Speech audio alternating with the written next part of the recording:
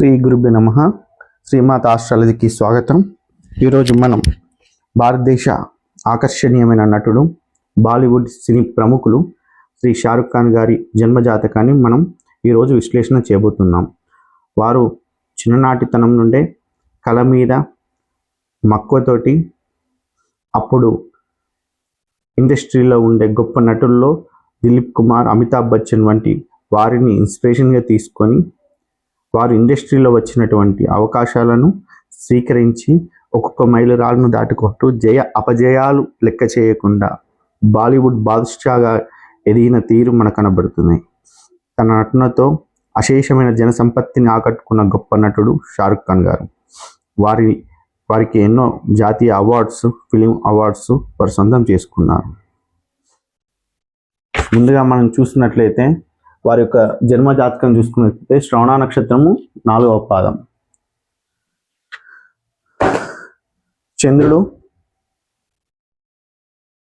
చంద్రుడు మకరంలో ఉన్నాడు, శని కుంభంలో ఉన్నాడు, రాహు వృషభంలో ఉన్నాడు, గురువు మిథునంలో ఉన్నాడు, లగ్నం సింహలగ్నం, రవి తులాలో ఉన్నారు, చతుర్థంలో కుజ బుధ కేతులు ఉన్నారు, పంచమంలో శుక్రుడు ఉన్నాడు. వీరి యొక్క సినీ ప్రస్తావన అనేది ఒకనొకరి సందర్భాల్లో వచ్చేసి ఈ రాహు మహర్దశలో, ముఖ్యంగా వీరి యొక్క రాహు మహర్దశలో 1981లో 1990లో ఫాదర్ మదర్ వీరిద్దరు మరణించారు. 1981లో 1990లో మరణించారు. మనం ముఖ్యంగా చూసుకున్నట్లయితే వీరి సినీ అవకాశాల కోసం ముంబైకి వచ్చి ఇండస్ట్రీ అవకాశాల కోసం ఫుట్పాత్ మీద పడుకున్న సందర్భాలు మనకు కనబడుతున్నాయి. వీరు హీరోగా రాకముందు వారు సినీ వేషాలను వారు సీరియల్లోనూ మెల్లమెల్లగా వారి యొక్క నటన నైపుణ్యంతో మెల్లమెల్లగా సినీ ఇండస్ట్రీకి రావడం జరిగింది. వీరి యొక్క ప్రస్తావన 1992 నుండి ఇప్పటి వరకు మనకు కనబడుతుంది. మనం ముఖ్యంగా చూసుకున్నట్లయితే 1981లో ఫాదర్ మరణించారు. రాహులో శనిలో తండ్రి మరణించారు. రాహులో కుజునిలో తల్లి మరణించారు. మనం చూసుకున్నట్లయితే వీరి జన్మజాతకం లగ్నం సింహ లగ్నమైంది. తృతీయంలో రవి ఉన్నాడు, చతుర్థంలో కుజుడు బుధుడు కేతువులు ఉన్నారు, శుక్రుడు పంచమంలో ఉన్నారు, చంద్రుడు మకరంలో ఉన్నారు, సప్తమంలో శని ఉన్నారు, దశమంలో రాహు ఉన్నారు, గురువు ఏకాదశ స్థానంలో ఉన్నారు. సింహ లగ్నానికి లగ్నాధిపతి అయిన రవి 3వ స్థానంలో ఉన్నారు, లగ్నాధిపతి 3లో ఉన్నారు, చతుర్థాధిపతి కేంద్రాధిపతి అయిన కేంద్రంలోనే ఉన్నారు, పంచమాధిపతి అయిన గురువు లాభంలోనే ఉన్నారు, షష్ఠాధిపతి అయిన శని నక్షత్రంలోనే కుంభంలోనే ఉన్నారు. మరి వారికి రాహు దశ జరిగేటప్పుడు జరిగిన పరిణామాలు, వారికి తగిలిన దెబ్బలు కూడా మనకు కనబడుతుంది. రాహులో ఇప్పుడు ముఖ్యంగా మనం గమనించినట్లయితే ఈ రాహులో శనిలో ఈ చతుర్థంలో ఉండే కుజుడు బుధ కేతువులు, ద్వితీయాధిపతి అయిన బుధుడు చతుర్థంలో ఉన్నాడు. ఈ బుధుడు కుజుడు కేతువు దశంలో రాహు ఉన్నారు. ముఖ్యంగా ఈ యొక్క శని రాహు దశలో ఇక్కడ ఉండే కుజబుధ కేతువుల ద్వారా, అంటే చతుర్థాధిపతి 2 భావాలకు 9వ అధిపతి కూడా కుజుడే కారకవుతున్నాడు. అంటే తల్లికి తండ్రికి ఈ రెండు వ్యవస్థలని లీడ్ చేసేది కుజగ్రహమే. కుజగ్రహము తన క్షేత్రంలో తన స్వక్షేత్రంలో ఉన్నప్పటికీ కూడా ఇక్కడ ఉండే కుజుడు ద్వితీయాధిపతి కుటుంబ స్థానాధిపతి అయిన అంటే వారి యొక్క కుటుంబ స్థానాధిపతి అయిన తల్లి తండ్రి కుటుంబ స్థానానికి అయిన సంబంధించిన చతుర్థ స్థానంలో ఉన్నప్పటికీ వారికి 1981లో ఫాదర్ చనిపోయారు. తర్వాత మదర్ 1990లో చనిపోయినట్టుగా మనకు తెలుస్తుంది. కుజ మహర్దశలోనే చనిపోయారు, రాహుల కుజ దశలో. దానికి కారణం ఏంటిది? కుజబుధ కేతువులు కేతు సంబంధమైంది. రాహు దశ జరిగేటప్పుడు వీరి యొక్క దశలు వచ్చినప్పుడు వారికి అనారోగ్య ప్రాప్తి జరిగి చనిపోయారని మనకు తెలుస్తుంది తల్లిగారు. ఇది వీళ్ళ తల్లిగారి ఒకటి, తండ్రి గారి ఒకటి. ఇది ఒక చాప్టర్. ఇంకో విషయం ఏంటిది? వీరికి అవకాశాలు ఇండస్ట్రీలో 1992 నుండి ఎప్పుడు వచ్చినాయంటే మనకు 1992 నుంచి వీరికి గురుదశ మొదలైంది. వీరి సినీ ఇండస్ట్రీలో రాహు స్థానం బాగున్నప్పటికీ దశమంలో రాహు దశ యూజ్ కాలేదు. మరి రాహు ఎప్పుడు వచ్చిండు అంటే రాహు దశ ఒక ప్రభావం అనేది ఆ రాహు ఎప్పుడు ఇన్వాల్వ్మెంట్ అయ్యిండు? రాహు దశ జరిగేటప్పుడు తమ దశలో తాము ఫలితాలు ఇవ్వడు, వేరే వారు తీసుకుంటారు. మరి గురుదశ వచ్చినప్పుడు ఎవరు తీసుకున్నారు ఫలిత భాగాన్ని అని మనం నిర్దేశించినప్పుడు ఇండస్ట్రీకి కళకు సంబంధించిన వ్యక్తులే అంటే చంద్రుడు, శుక్రుడు, మనం బుధుడు కూడా తీసుకోవాల్సిన పరిస్థితి అవుతుంది. రాహు యొక్క కోణాన్ని కూడా మనం తీసుకోవాల్సింది. కానీ రాహు దశలో అవకాశాలు రాలేదే, వచ్చింది గురు దశలో. ఆ గురువు ఏమని మనం అనుకుంటున్నాం? రవి తృతీయాధిపతి అయిన శుక్రుడు, ఏది దశమాధిపతి అయిన శుక్రుడు, తృతీయాధిపతి అయిన శుక్రుడు లగ్నానికి పంచమంలో ఉన్నారు, కోణస్థితి 5వ స్థానంలో. వీరి యొక్క పుణ్యఫలం మనకు ఉన్నది. మరి ఈ శుక్రుడు యోగించారు కదా, లాభంలో ఉన్నాడు గురువు. ఈ లాభాధిపతి అయిన బుధుడు చూసినట్లయితే కేతువుతోటి కుజునితోటి కలిసి ఉన్నాడు. ఇది ఎట్లా యోగం పట్టింది అని మనం తీసుకున్నప్పుడు ఇక్కడ ఉన్న కుజబుధ కేతువులు చతుర్థ భావ ఫలిత అంటే చతుర్థానికి సంబంధించినది అయితే మనకు అంటే బుధుడు ఇక్కడ కనబడుతున్నాడు, ఇక్కడ కుజుడు ఉండడం వల్ల స్టక్ అయిపోయింది. అంటే ఏమిటిది? ఈ గురుదశలో వచ్చేసి ముఖ్యంగా మనకు ఈ విధంగా వివరణ జరుగుతుంది. నేనేమంటున్నా అంటే లగ్నానికి 2 భావాధిపతులైన ధనస్సు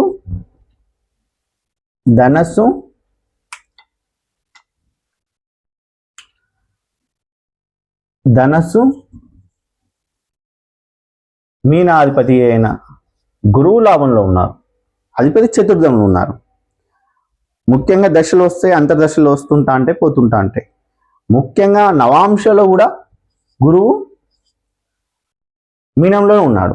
మనం ముఖ్యంగా చూసుకోవాల్సిన ఏంటి? జ్యోతిష శాస్త్రంలో నవాంశని ఎప్పుడు చూసుకుంటాం? బలం గురించి తెలుసుకోవాలి. ఇక్కడ గురుగ్రహము మీనం ధనస్సు ఈ 2 భావాధిపతులకు ఈ 2 అధిపతులకు గురువే కారకుడు అవుతుంది. ఈ గురువు మిథునంలో ఉన్నాడు. గురువు ఎప్పుడైతే మిథునంలో ఉన్నాడు అంటే గురువు ఈ 2 అధిపతులకి నక్షత్రంలో ఉన్నట్టే మన లెక్క తీసుకోవాలి. తర్వాత శని కుజులు మీనంలో ఉన్నారు. రాహు శుక్రులు వీరికి నవాంశలో ఉన్నారు. నవాంశ లగ్నం తులా లగ్నం అయింది. చంద్రుడు కర్కాటకంలో ఉన్నారు, రవి కుంభంలో ఉన్నారు, బుధుడు సింహంలో ఉన్నారు. 1 2 3 4 5 6 7 8 9 వచ్చేసినాయి. మనం చూసుకున్నట్లయితే గురుదశ యోగించిన అంటే ఒక దశ ఏ విధంగా యోగిస్తుంది అన్నప్పుడు మన నవాంశ తీసుకున్నప్పుడు గురువు ఇందులో ఎంత బలప్రదుడు, నవాంశల గురువు ఎక్కడున్నారు, వారు ఏ కోణంలో ఉన్నారని మనం ఆలోచించాలి. ఇక్కడ గురువు కాకుండా మకరంలో గురువు ఉన్నాడు అనుకోండి, ఈ మకరంలో గురువు అంటే మరి ఇక్కడ 50% వేసుకున్నా ఇక్కడ 20%. ఇప్పుడు మనం 50% ఇక్కడ వేసుకున్నా ఇక్కడ ధనుసులో ఉండే గురువు 50%, అంటే మనకు 100% గురు బలంగా ఉన్నాడని తెలుస్తుంది. వీరి యొక్క దైవానుగ్రహం ఉన్నది అని జాతకంలో మనకు తెలుస్తుంది. మనం ముఖ్యంగా చూసుకున్నట్లయితే ఈ శుక్రుడు ఎప్పుడైతే వీరి యొక్క ధనుసు రాశి యొక్క ఫలితాన్ని మొదలు పెడతారో అంటే శుక్రునికి గురువుకి సప్తమంలో ఉన్నాడు, మరి మీనానికి చతుర్థంలో ఉన్నాడు. అప్పుడు ఏమైతాయి అంటే అప్పుడు మనం ఏ విధంగా మనం చూసినట్లయితే ఎప్పుడైతే గురువు తన స్థానంలో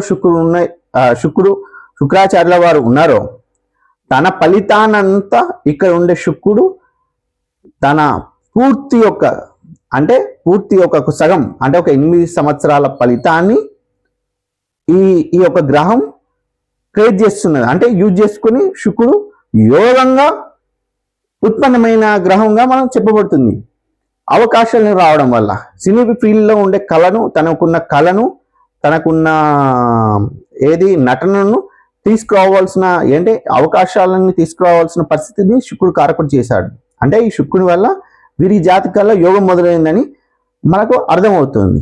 కానీ శుక్రుడే వేసిండు. మరి వాళ్ళు చేసేది వృత్తి ఏంటిది? దశమంలో ఉండే రాహు అత్యంత యోగంగా అవకాశాలను ఇచ్చేసిండు.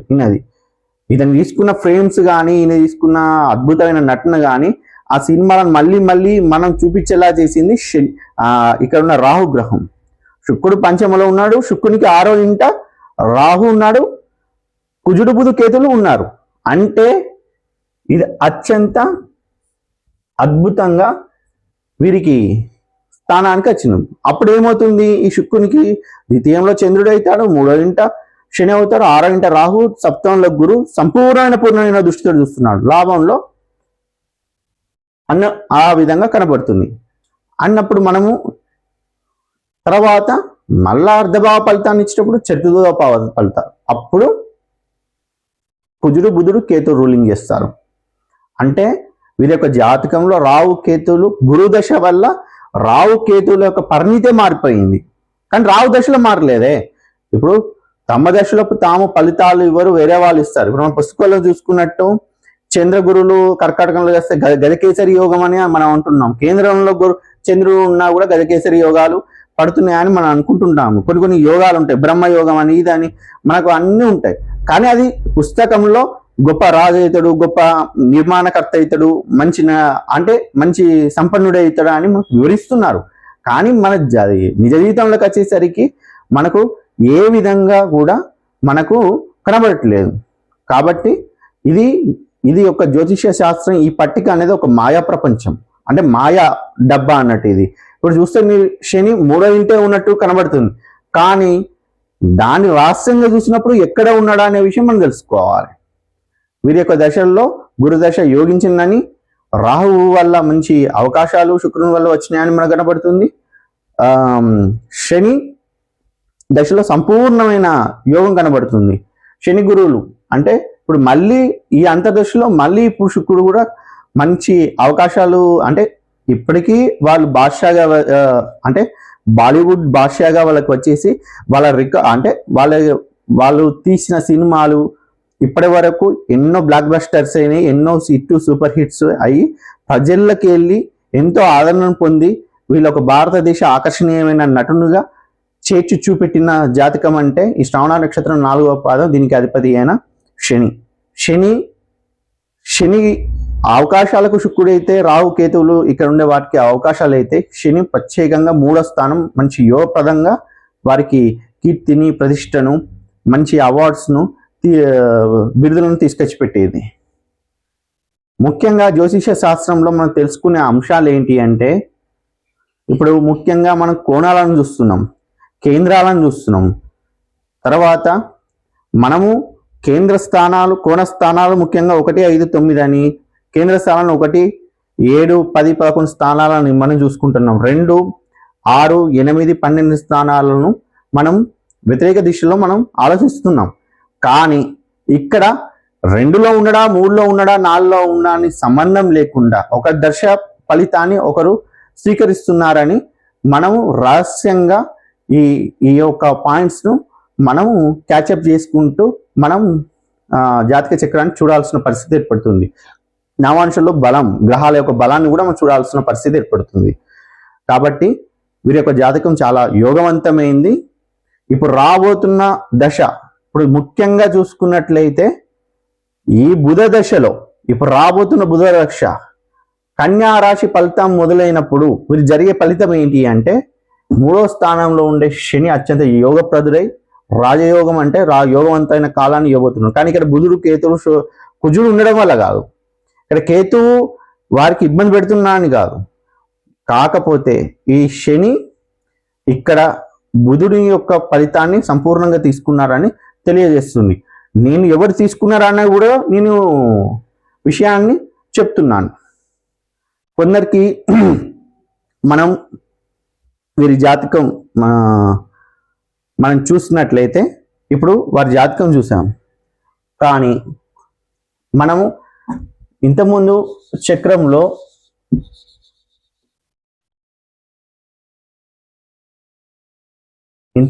చక్రం ఏది మన చిరంజీవి గారు, మెగాస్టార్ చిరంజీవి గారికి జాతకం తీసుకున్న తర్వాత కొందరు అంటున్నారు ఏంటి వీళ్ళకు సమయం డేట్ ఆఫ్ బర్త్ అంటే నేను ఇంటర్నెట్ సమాచారం బట్టే నేను తీసుకున్నానండి. డేట్ ఆఫ్ బర్త్ కానీ సమయం కానీ ఆస్ట్రోసైజ్ సంబంధించిన సెలబ్రిటీ హోరోస్కోప్ని నేను తీసుకున్నాను. నేను ముఖ్యంగా తీసుకున్న దానికి ఉండే విషయమే మీ ముందు నేను చెప్తున్నాను. ముఖ్యంగా కొందరు అడిగిన విషయం ఏమిటంటే మెగాస్టార్ చిరంజీవి గారి జాతకంలో కాలసర్ప యోగ జాతకం ఉందా అని నన్ను కామెంట్ సెక్షన్లో అడిగారు. అడిగినప్పుడు నేను సమాధానం బోర్డు మీద చెప్పాలనుకుంటున్నా. ఈరోజు మెగాస్టార్ చిరంజీవి గారి జాతకంలో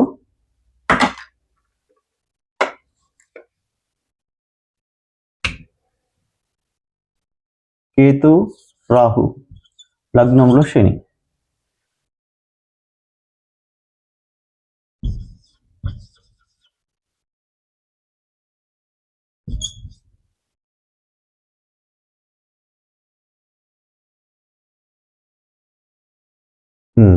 ఈ జాతకంలో అడుగుతున్నారు. కేపీ పద్ధతిలో వారు అడుగుతున్నారు. తర్వాత వేరే వేరే విద్వాంసులు, పండితులు, జ్యోతిష్య నిపుణులు అడిగారు. అడిగినప్పుడు నేనేమంటున్నా అంటే మనకు ఈ ద్వితీయాధిపతి అయిన కుజుడు లాభంలో ఉన్నాడు. ఈ అష్టమాధిపతి అయిన శుక్రుడు ఎక్కడ ఉన్నాడు? లాభంలో ఉన్నాడు. అంటే రెండు అధిపతులు కలిసి లాభంలో ఉన్నారు. వీరికి కాలసర్ప యోగం ఉందా అని అడుగుతున్నారు. జ్యోతిష శాస్త్రం ఏంటిది? భావం భావాధిపతి, రాశి రాష్ట్రాధిపతి, తర్వాత దశనాథుడు. ఈ విధంగా మనకు రూల్స్ పోతుంటా అంటే మొత్తం జ్యోతిష శాస్త్రం అంటే వీరికి రాహు దశ స్టార్ట్ అయినందంటే ఫలిత భాగం వేరే ఉంటాడు. ఇక్కడ ఉన్న రాహు ఫలితం ఇచ్చేది వేరే ఉంటుంది. వేరే వాళ్ళు వీరికి ఫలితం ఇస్తే ఈ ఫలితాన్ని తీసుకున్న రాహు ఇచ్చే పద్ధతులు వేరే ఉంటాయి. ఒక వస్తువుని ఒక 100 రూపాయలు తీసుకుపోయి ఒకరికి పని చెప్పి నువ్వు చెయ్యి అని ఒక 10 మందిని తీసుకుపోయి చేస్తే వారు కొందరు ముందుగా చేస్తారు, కొందరు ఆలస్యంగా చేసుకున్నారు. ఇచ్చిన పైసలని వాడు తీసుకుపోయినాడు కూడా తీసుకుపోతుంటాడు. కాబట్టి నేనేమంటున్నా అంటే ద్వితీయాధిపతి లాభంలో ఉన్నారు, అష్టమాధిపతి లాభంలో ఉన్నారు. కనుక మనం చూసుకున్నప్పుడు ఇప్పుడు ఈ రెండు భావాలు ఇక్కడనే ఉన్నాయి. కానీ ఇక్కడ కనుక రవిగ్రహం కనుక లేకపోతే మనం ఇవి దోషప్రదంగా మనం చూసుకోవాలి.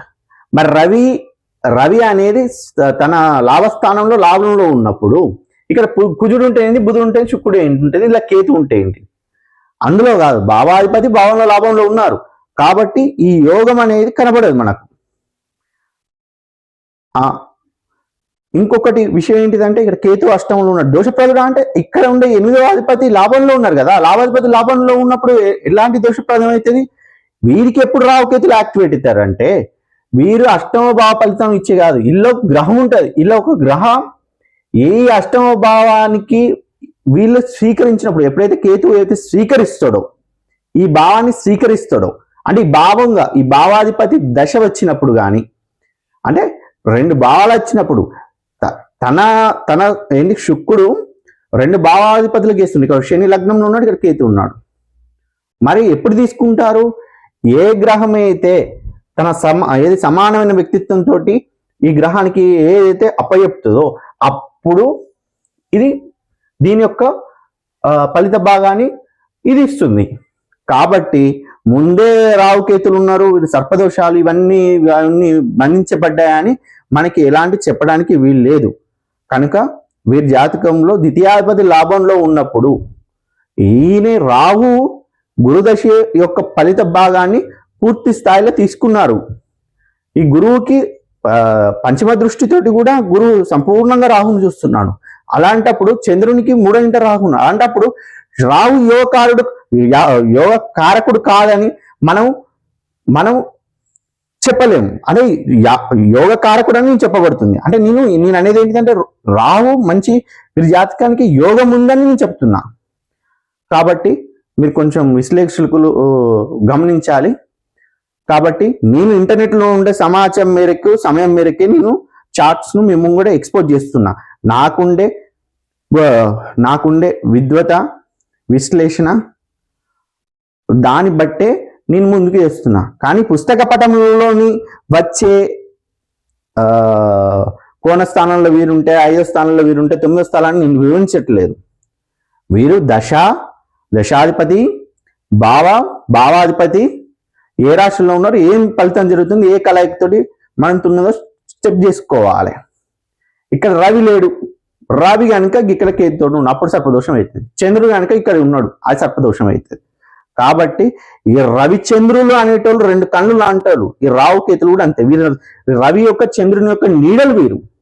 కాబట్టి వీరికి సర్పదోషం ఉన్నదని చెప్పారు. ఎప్పుడైతే యోగము ఇది యోగాన్ని ఇవ్వగలుగుతుంది, అవయోగాన్ని ఇస్తుంది. గ్రహం యొక్క తీరది. ఇప్పుడు ఈ వ్యక్తి శని అప్పయిపోయింది అనుకో, యోగం కలుగుతుంది. అదే వచ్చేసి ఏ చంద్రుడో ఏ రవో అప్పయిపోయినాను అనుకోండి, అది వేరే యోగం కలుగుతుంది. అంటే అది ఫలిత భాగాన్ని తీసుకున్న తీరు అందరూ ఒకే విధంగా గ్రహాలు తీసుకోవు కదా. కాబట్టి నేను అనేది ఏంటిదంటే మీకు అర్థమైనట్లుగా నేను అనుకుంటున్నాను. మరి మీకు నచ్చినట్లయితే సబ్స్క్రైబ్ చేసుకోండి, షేర్ చేసుకోండి, కామెంట్ చేయండి. కానీ కామెంట్లో మాత్రం అయితే మీకు విశ్లేషణలో ఏమైనా అవసరం ఉన్నదంటే, మీరు ఏమైనా డౌట్స్ ఉన్నాయంటే అడగండి. నా విశ్లేషణ మేరకు నేను చెప్పగలుగుతాను. నేను పెద్దగా అంటే అన్ని రూల్స్ రెగ్యులేషన్స్ అన్ని గోతుకున్నాను. జ్యోతిష శాస్త్రం అనేది మహాసముద్రం. దీని వెనుక ఎన్నో పట్టికలు ఉంటాయి, ఎన్నో పద్ధతులు ఉంటాయి. కాబట్టి అవన్నీ మీకు తెలిసిన విషయమే. ఎవరి పద్ధతులు వాళ్ళకు ఉన్నాయి. కాబట్టి నా పద్ధతి ద్వారా, పరాశర పద్ధతి ద్వారా నేను విశ్లేషిస్తున్నాను. ఓకే, ధన్యవాదాలు.